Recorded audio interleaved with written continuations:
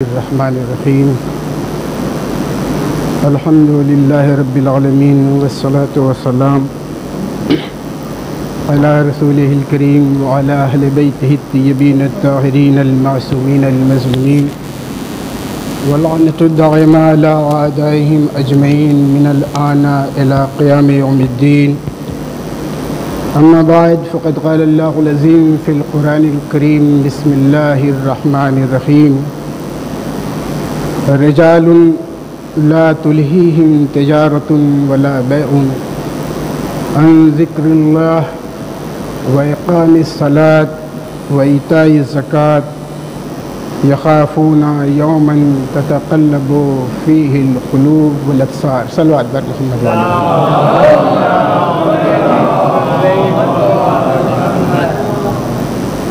میں نے جس آیت کی تلاوت کی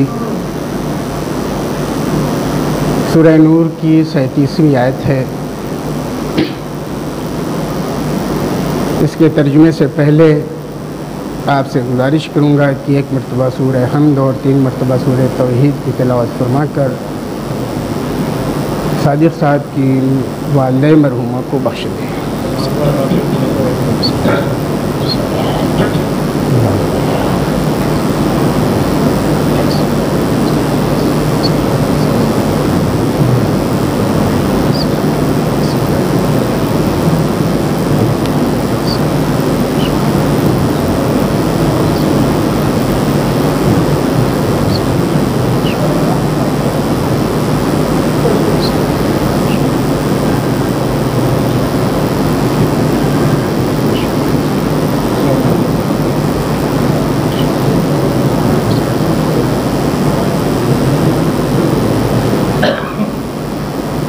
حکم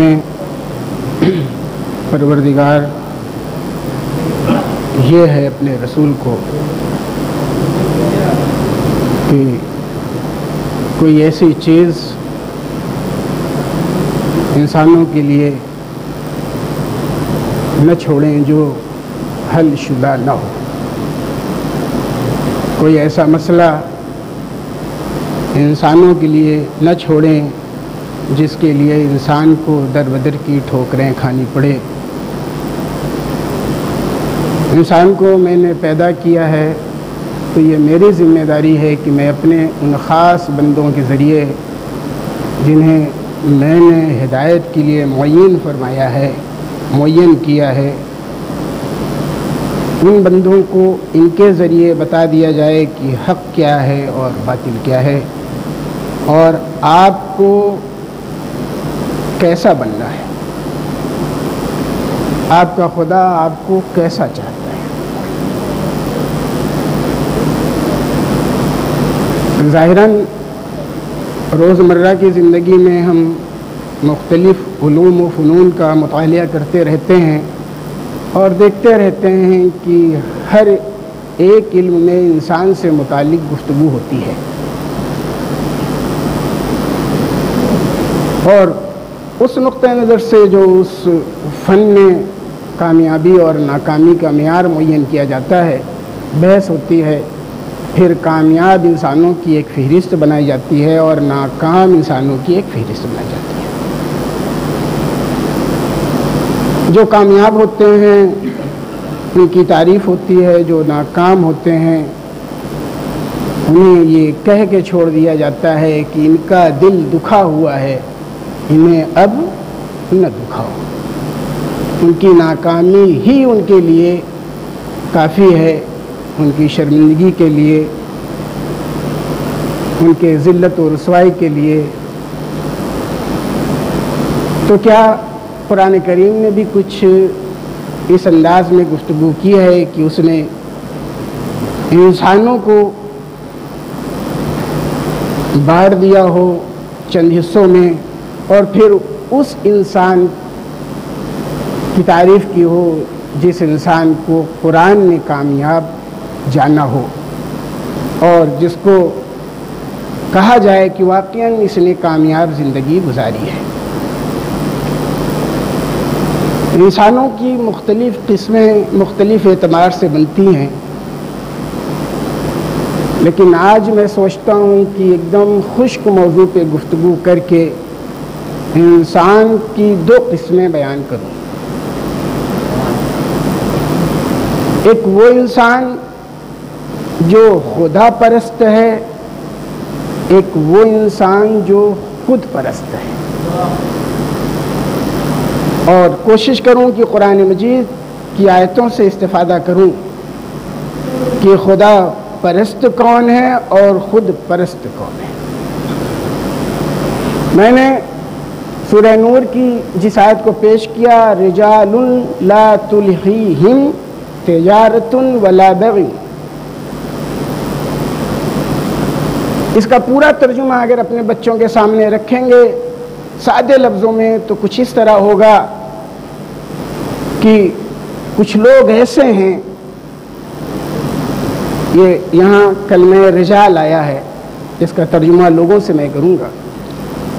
کچھ لوگ ایسے ہیں رجال لا تلہیہم تجارت ولا بیع، کہ جن کو روکتی نہیں تجارت اور بیع، تجارت اور کاروبار. کس چیز سے؟ عن ذکر اللہ، اللہ کے ذکر سے. عن ذکر اللہ اقام الصلاۃ، اور نماز کے قائم کرنے سے. وایتاء الزکوٰۃ، اور زکوٰۃ کے ادا کرنے سے. تو یہ کون سے لوگ ہیں؟ یہ وہ لوگ ہیں یخافون یومن، جو ڈرتے ہیں اس دن سے تتقلب فیہ القلوب والابصار، جس دن پلٹ جائیں گے دل اور نگاہیں. یہ ایک انسان کی سادی سی تعریف ہے اس انسان کی جو خدا پرست ہے. اس کی شان یہ ہے کہ یہ جب ذکر الہی کرنے کا ارادہ کر لیتا ہے تو پھر ذکر الہی کرنے سے، نماز پڑھنے سے، زکوٰۃ ادا کرنے سے اسے دنیا کی کوئی چیز روک نہیں پاتی. اور یہ عمل جو ذکر الہی انجام دیتا ہے نماز کی شکل میں، زکوٰۃ کی شکل میں، اس کے پیش نظر وہ دن ہے جسے قیامت کا دن کہا جاتا ہے، جس دن دل پلٹ جائیں گے، نگاہیں پلٹ جائیں گی. دل اپنا ہوگا لیکن گواہی اپنے خلاف دے گا، نگاہیں اپنی ہوں گی لیکن گواہی اپنے خلاف دیں گی. کتنا مجبور ہوگا اس دن انسان، جس دن اس کے اپنے ہاتھ اگر مومن ہیں، اگر متقی ہیں، اگر پرہیزگار ہیں تو اس کی حمایت میں بولیں گے، اگر ظالم ہیں، اگر جابر ہیں، اگر ستم کرنے والے ہیں، اگر حق چھیننے والے ہیں تو اس کے خلاف بولیں گے. یہ اتنا بےکس ہوگا، یہ اتنا مجبور ہوگا کہ اس کے ہاتھ اس کے خلاف بولیں گے لیکن کچھ کر نہیں پائے گا. اس کی نگاہیں اس کے خلاف بولیں گی لیکن یہ کچھ کر نہیں پائے گا. اس کے اعمال جس حصے سے جسم کے تعلق رکھیں گے، جسم کا وہ حصہ اس کے موافقت میں یا اس کے مخالفت میں بولے گا، اور یہ خاموش دیکھتا رہ جائے گا. اور اس میں جرت اتنی نہیں ہوگی کہ کہہ دے کہ میرے ہاتھ غلط کہہ رہے ہیں، میری نگاہیں غلط کہہ رہی ہیں، میرا قلب غلط بول رہا ہے، میرا پیر غلط بول رہا ہے. اس لیے کہ اسے معلوم ہے آج جھوٹوں کی بازار نہیں لگ سکتی، آج سچے کی بارگاہ میں سب حاضر ہوئے ہیں. صلوات بر محمد وآل محمد. نہ جانے کتنے گناہ ہم کرتے ہیں، اور کرنے کے بعد جب اس میں گرفتار ہو جاتے ہیں، پکڑ لیے جاتے ہیں، تو اپنی جھوٹی شہرت، اپنی جھوٹی عزت، اپنی چھوٹی آبرو کو بچانے کے لیے نہ جانے کتنے جھوٹ بولتے ہیں۔ میں اپنی بات کرتا ہوں، اس لیے کہ اگر آج سچ بول دیے تو آبرو خاک میں مل جائے گی، اس لیے کہ آج حق کو قبول کر لیا تو لوگوں کی نگاہوں میں رذیل و ذلیل و یزید بن جائیں گے، اس لیے کہ عمل ایسے ہیں، نہ جانے کتنے ایسے۔ اور اسلام بھی کہتا ہے کہ اگر آپ سے غلطی ہو گئی ہے تو چھپائیے، بیان نہ کیجیے، خاص کر اگر آپ شخصیت ہیں، سماج میں آپ کی عزت ہے، معاشرے میں آپ کی عزت ہے، تو آپ اپنی غلطی پہ خدا سے توبہ کیجیے، خدا سے معافی مانگیے، اس کے بارگاہ میں، اس کے حضور میں جہاں تک ہو سکے استغفار کیجیے، ظاہر نہ کیجیے۔ اسلام کا یہ حکم ہے نا، اگر غلطی کروں تو ٹوک دیجیے گا۔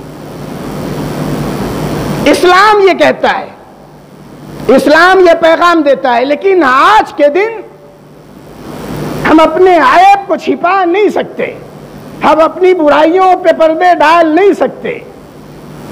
کیوں؟ اس لیے کہ اب ہر چیز ہمارے خلاف ہے، کوئی چیز ہمارے حمایت میں نہیں ہے۔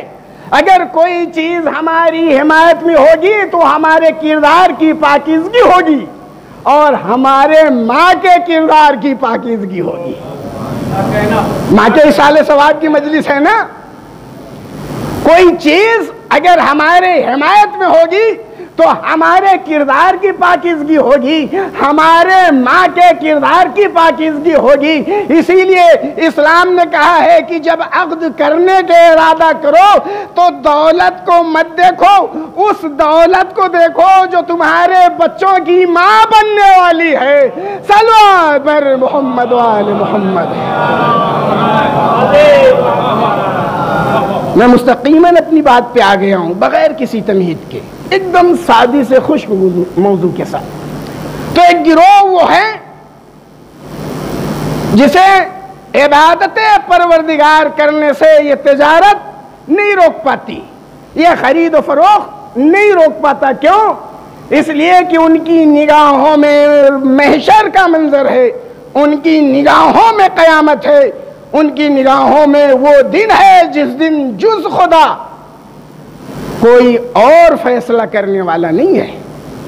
اور خدا ایسا ہے کہ اس نے روز اول سے 2 فرشتے بٹھا دیے ہیں، وہ بھولنے والا نہیں، اسے نسیان نہیں ہوتا، اسے یا اس کے ہاں خطا کا تصور نہیں ہے۔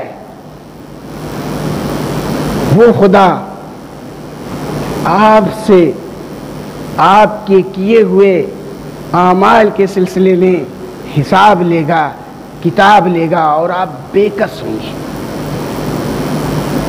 اس کے حضور جاننا ہے نا ہم سب کو، یہاں خاموش بیٹھ کے ہم سنتے ہیں، سکون سے خدا کی باتیں سنتے ہیں۔ عالم جو چیز بیان کرتا ہے، کبھی ادھر جاتا ہے کبھی ادھر جاتا ہے، جیسے میں جا رہا ہوں موضوع سے، کبھی اس طرف کبھی اس طرف، اور ہم سکون سے سنتے ہیں۔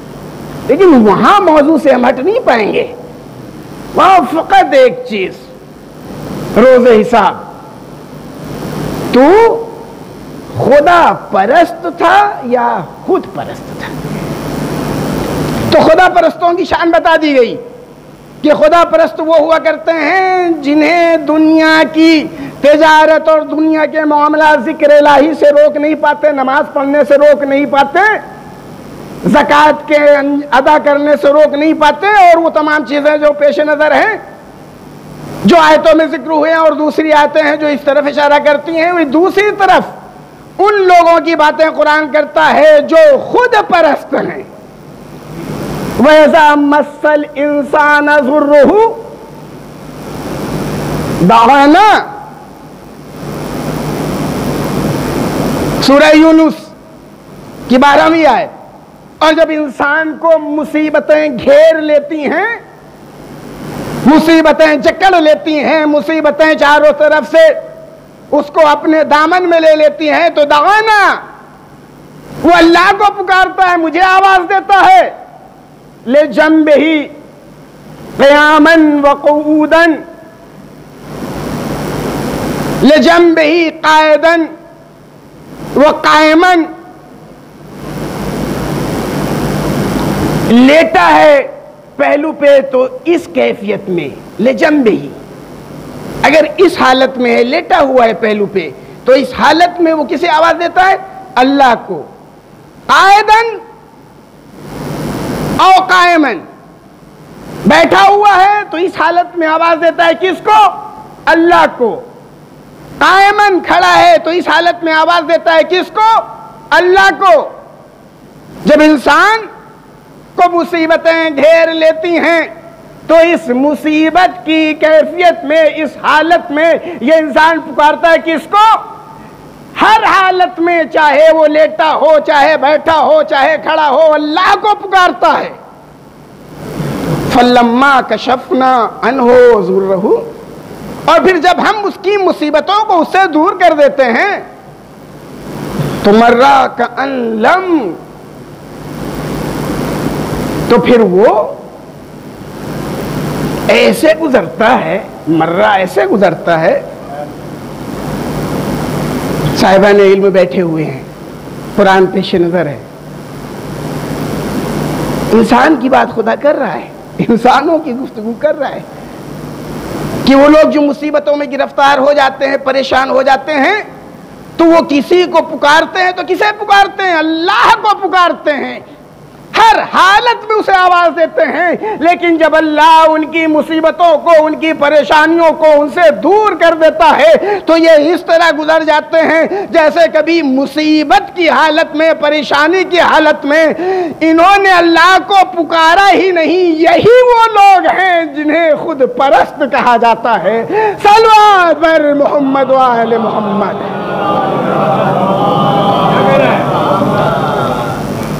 سادگی سے گفتگو، بغیر کسی تمہید اور ایسی باتوں کے کہ جو آپ کے ذہن کو، خصوصاً بچوں کے ذہن کو الجھائیں. تو اللہ نے دو قسم کے لوگوں کو بیان کیا. ایک وہ جو کسی بھی کیفیت میں، کسی بھی حالت میں ذکر الہی سے غافل نہیں ہوتے. نہ یہ تجارتیں، نہ یہ مال، نہ جاہ و حشم، نہ اقتدار، یہ دنیا کی جتنی نیرنگیاں ہیں، یہ کسی نیرنگیے دنیا سے متاثر نہیں ہوتے. وقت نماز ہے تو پھر یہ لکھ کے لگا دیں گے 30 منٹ بعد دکان کھلے گی. کیوں؟ اس لیے کہ انہیں ذکر خدا عزیز ہے، یہ خدا پرست ہیں.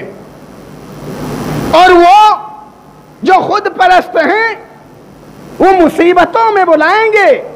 جب رزق نہیں ہوگا، فقر ہوگا، غریبی ہوگی، لاچاری ہوگی، بے کسی ہوگی، گھر میں کھانے کو نہیں ہوگا، تو پھر یہ اللہ کی باتیں کریں گے، رسول اللہ کی باتیں کریں گے، غریب پروری کی باتیں کریں گے، مسکین پروری کی باتیں کریں گے، یہ خمس و زکوٰۃ اور فطرہ کی بات کریں گے، یہ مستحقین کی باتیں کریں گے.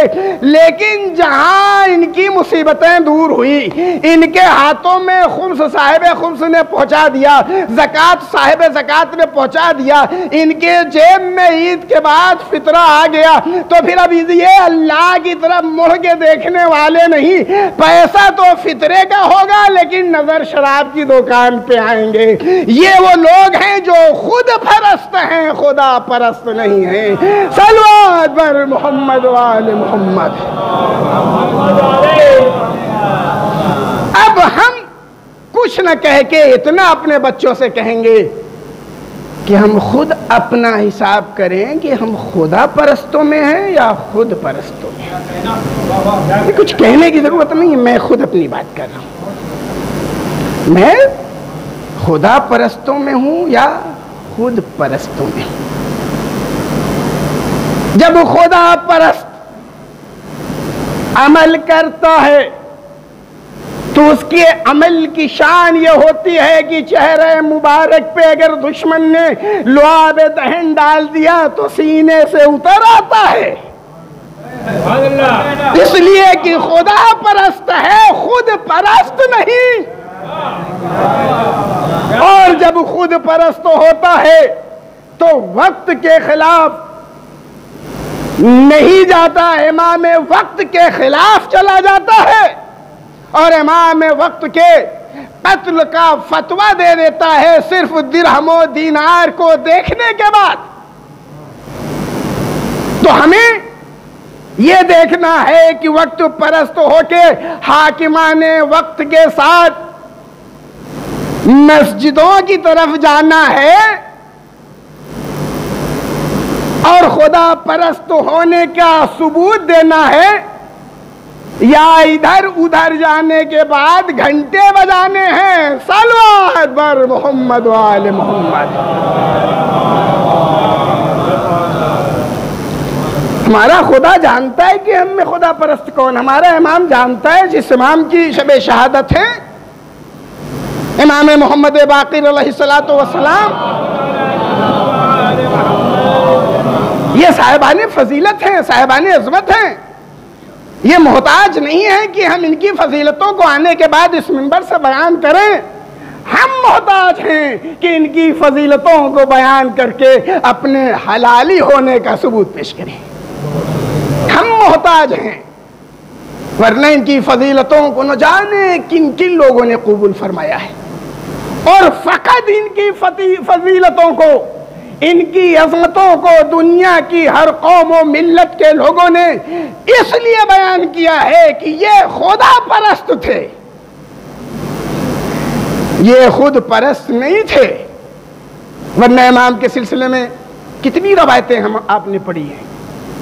حاکم وقت نے اپنے لوگ بھیجے کہ یہ آزادی ہے، یہ درہم و دینار ہیں، جو چاہو لے لو، صرف اپنے چند لوگوں کے درمیان کھڑے ہونے کے بعد کہہ دو ہم اپنی غلطی پہ نہ دیں۔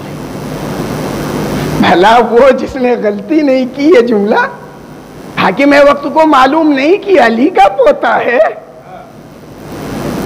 یہ اپنے حق کو چھنتے ہوئے تو دیکھ سکتا ہے لیکن حق کے خداوندی کو پامال ہوتے ہوئے نہیں دیکھ سکتا، اس لیے کہ یہ خدا پرست ہے۔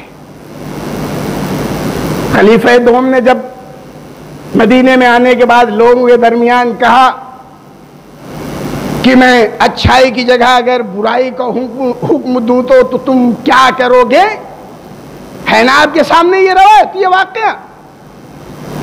حاکم وقت ہے جس نے علی مرتضیٰ کے ساتھ جو کچھ کیا یہ سب دیکھ چکے ہیں، آپ کی شریک حیات فاطمہ الزہرا کے ساتھ جو کچھ کیا یہ سب دیکھ چکے ہیں۔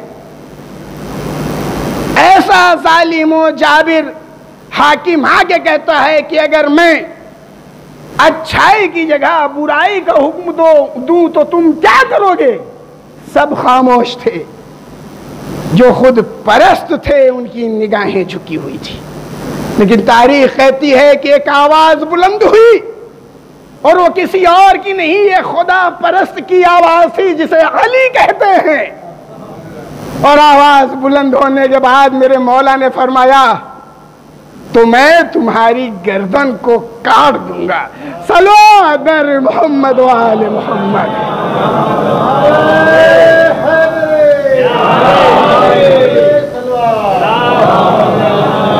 آج ہم ظالم کے سامنے بول نہیں پاتے، آج جمہوریت کی دنیا میں، بلکہ حمایت اگر بولتے بھی ہے تو حمایت بھی بولتے ہیں، دعا کرتے ہیں نمازوں میں کہ اس ظالم کو اے اللہ الیکشن میں جتا دے۔ جہاں جہاں خود پرستی ہے وہاں خدا پرستی نہیں آ سکتی،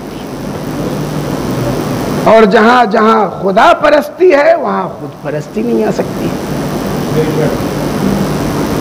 اب ہمارے دل میں خدا پرستی ہے تو ہم علی مزاج ہوں گے، کیا کہنا، اور اگر خدا پرستی نہیں ہے تو ہم معاویہ مزاج ہوں گے۔ صلوات بر محمد و آل محمد۔ اپنی گفتگو کو زیادہ بڑھانا نہیں چاہتا، گفتگو بہت زیادہ ہے، روایتیں بہت سی ہیں جو خود پرستی اور خدا پرستی سے متعلق ہیں، خاص کر امام رؤوف جن سے آج کی شب مخصوص ہے، اور پھر موضوع ماں ایک ایسی نعمت ہے، ایک ایسی دولت ہے کہ معصوم کی نگاہوں میں اگر آپ اس دنیا میں رہ کے چاہتے ہیں کہ جنت دیکھ لیں، اس دنیا میں رہ کے، وہ روایت پوری میرے ذہن میں نہیں ہے لیکن امام حسین علیہ السلام سے ایک روایت ہے جس کا خلاصہ پیش کر رہا ہوں، پوری روایت نہیں ورنہ حوالے کے ساتھ پیش کرنا۔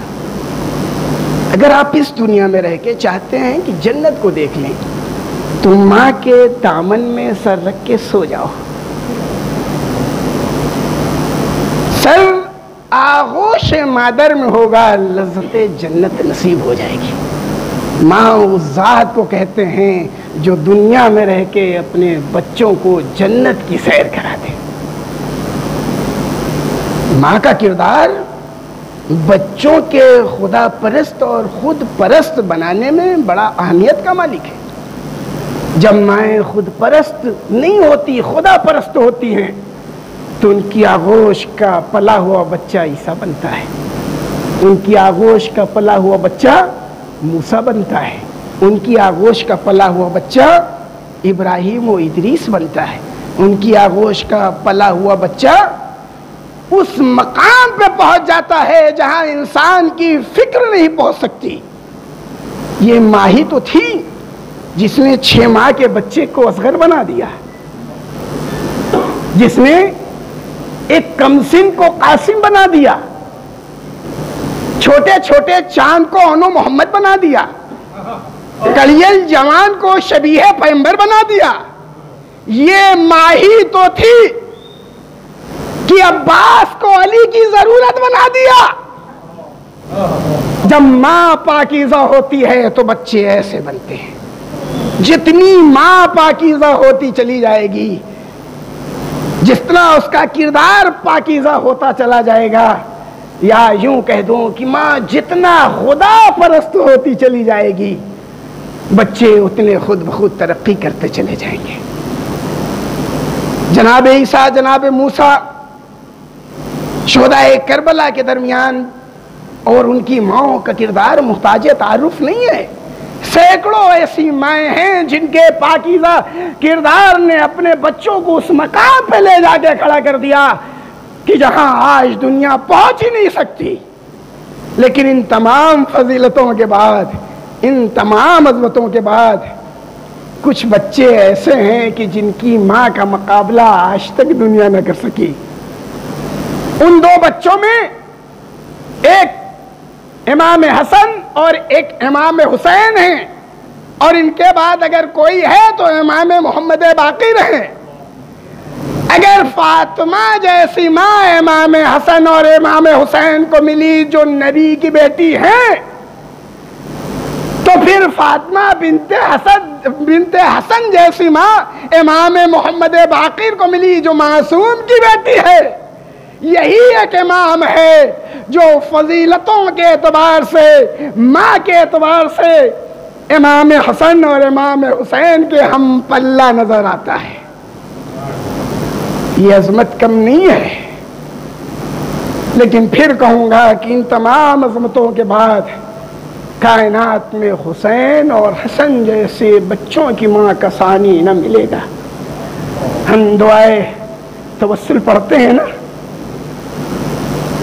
کم سے کم 12 مقام پہ دعائے توسل میں حجت کی گفتگو ہوئی ہے، حجت خدا کی معرفی ہوئی ہے، حجت خدا کو بتایا گیا ہے۔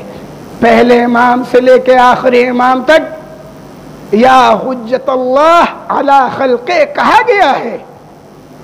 اتنی بڑی فضیلت یہ ہے، اتنی بڑی عظمت ہے کہ معصوم نے دعائے توسل کو ارشاد فرمایا ہے، اور 12 کی 12 معصوموں کے سلسلے میں کلمہ حجت استعمال ہوا ہے۔ لیکن جب ہم فاطمۃ الزہرا کو دیکھتے ہیں تو ایک طرف سے امام محمد باقر ہیں، دوسری طرف سے امام حسن عسکری ہیں، اور آواز دیتے ہیں نحنو حجج اللہ علی خلقہ و امنا فاطمہ حجت اللہ علینا۔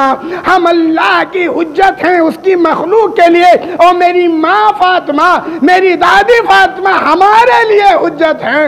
جو تمام حجتوں کے لیے حجت بنا کے خدا کی طرف سے بھیجی گئی اسے فاطمہ کہتے ہیں، اور وہ فاطمہ حسنین کی ماں ہے۔ حسنین کی ماں، آپ کو لاکھوں درود و سلام۔ ایک ماں کے اصالِ ثواب کی مجلس ہے جسے بچوں نے منعقد کیا ہے۔ تسلی ہو جاتی ہے جب ماں کا ذکر ہوتا ہے، تسلی ہو جاتی ہے جب چاہنے والے پاس میں آ جاتے ہیں، کلیجے سے لگا کے کہتے ہیں اگر ماں دنیا سے رخصت ہو گئی تو بچوں رو نہیں، ہم تمہارے ساتھ ہیں۔ کیا امام حسن امام حسین کو بھی تسلی ہوئی؟ نہیں، تسلی نہیں ہوئی۔ ارے ہم نے تو یہ دیکھا کہ ماں کی شہادت کے بعد رونے کی بھی اجازت نہیں ہے، سسکیاں لے لے کے رو رہے ہیں، لیکن ماں کی ممتا کچھ ایسی تھی، بچوں کی محبت کچھ ایسی تھی کہ جب ماں کے قریب پہنچے تو دونوں بچوں نے باہوں کو پھیلایا، رخساروں کو پیروں سے مس کرنا شروع کر دیا۔ مادر گرامی، ارے جب تک آپ نے ہاتھ نہیں پھیلائے، جب تک آپ نے بلایا نہیں، ہم آپ کے قریب نہیں آئے۔ روایت کہتی ہے کہ فاطمہ زہرا کے بند کفن ٹوٹ گئے، ہاتھوں کو پھیلا دیا۔ امام حسن اور امام حسین جا کے ماں کے کلیجے سے لگ گئے۔ ہاں عزیزو، جب ماں دنیا سے جاتی ہے تو اس کی محبت میں کمی نہیں آتی، وہ اپنے بچوں سے مرنے کے بعد بھی پیار کرتی ہے۔ اگر یقین نہ آئے تو آؤ کربلا میں دیکھو، 61 ہجری میں یہی حسین ہے، جب گھوڑے پہ سنبھل نہیں پاتے زمین کی طرف جاتے ہیں تو نبیوں کی قطار ہے، فرشتوں کی قطار ہے، جناتوں کی قطار ہے۔ اے فرزند رسول حسین، ہم آپ کی نصرت کے لیے حاضر ہیں۔ نہیں، مقام امتحان ہے، یہاں نصرت کی ضرورت نہیں۔ فرشتوں تم چلے جاؤ، جناتوں تم چلے جاؤ، میرے معین و مددگار بن کے آؤ ہو، تمہاری ضرورت نہیں۔ نانا رسول خدا آپ بھی جائیے، بابا علی مرتضیٰ آپ بھی جائیے، بھیا حسن آپ بھی جائیے، لیکن جب ماں پہ نظر پڑی تو روایت یہی کہتی ہے، میرا امام یہ نہیں کہتا ماں آپ بھی چلی جائیے، بلکہ ماں کو اشارہ کرتے ہیں، ارے مادر گرامی آپ چھوڑ کے نہ جائیے گا۔ دنیا کی سبھی پاکیزہ ماؤں کو میرا سلام، خاص کر اس ماں کو میرا سلام جس نے اپنے بیٹے کی شہادت کے وقت بھی اپنے بیٹے کو تنہا نہیں چھوڑا۔ واہ حسینہ، واہ محمدہ، واہ غربتہ، معبود تجھے تیری عظمت کا واسطہ، دنیا کی سب سے حسین ماں فاطمۃ الزہرا کا واسطہ، سب سے پاکیزہ ماں فاطمۃ الزہرا کا واسطہ، مرحومہ کے درجات کو بلند فرما، ان کے بچوں کو صبر جمیل عطا فرما۔ اے اللہ، ہم سب کی تیری بارگاہ میں دعا ہے کہ امام زمانہ کے صدقے میں ہمارے گناہوں کو معاف کر دے، ہمارے نیک اعمال کو قبول فرما۔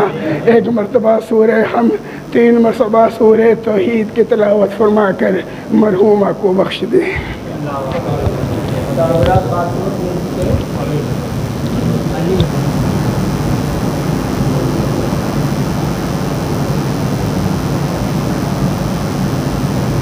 السلام علیکم یا عباد اللہ، السلام علیکم رسول اللہ، السلام علیکم ورحمۃ اللہ وبرکاتہ۔